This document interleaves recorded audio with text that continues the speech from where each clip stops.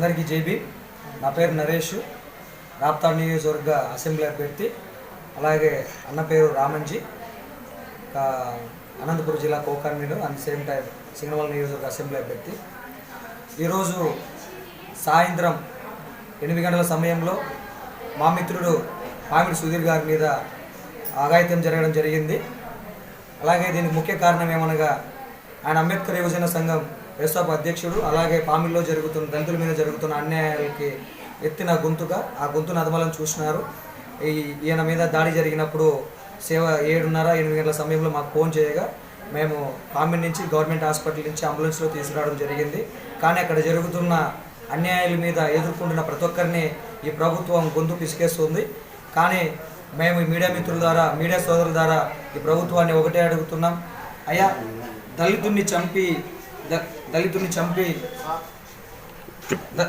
చంపి door delivery ఇచ్చిన MLC అనంతబాబుని గౌరవ ముఖ్యమంత్రి గారు ఎలాగే చేరదీశారో, అలాగే పామిడిలో ఉన్న బట్టి సూరి అలియాస్ సూర్యనారాయణ అనే రౌడీ అనుచరుల్ని అదే నియోజకవర్గానికి చెందిన ఎమ్మెల్యే వెంకటరామరెడ్డి గారు చేరదీసి పోషిస్తున్నారు. అయ్యా వెంకటరామరెడ్డి గారు, మీకు ఒకటే తెలియజేస్తున్నా, దళితులని అణగదొక్కుతున్నారు. మీ ప్రభుత్వం ఎంతో రోజుల్లో ఉండదు. ఈరోజు 25 మంది 30 మంది కలిసి మా మిత్రుని మీద దాడి చేశారు.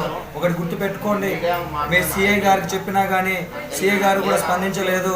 ఇదే రెడ్డి నియోజకవర్గ సామాజిక వర్గానికి చెందిన అంతా సిఐ గారు రెడ్డి, అక్కడ ఉన్న ఎమ్మెల్యే గారు రెడ్డి. కాబట్టి దళితుల మీద జరుగుతున్న అన్యాయాన్ని వెంటనే ఆపాలని చెప్పేసి ప్రభుత్వాన్ని డిమాండ్ చేస్తున్నాం.